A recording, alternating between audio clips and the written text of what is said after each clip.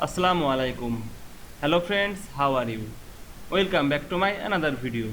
In this video, I am going to show you how to change text lowercase to uppercase in InDesign.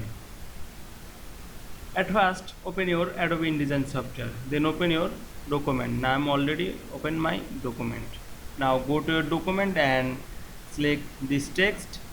How to change text lowercase to uppercase. Now I am change this text lowercase to uppercase. Now already this text already here are the lowercase. Now I am change to uppercase.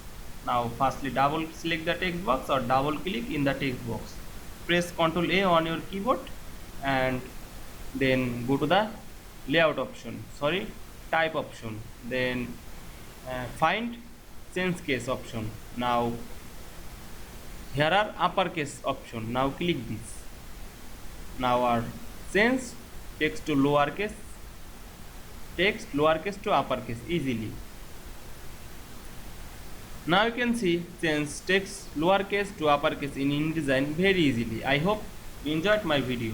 Please like, comment, share and subscribe my channel. Thanks for watching.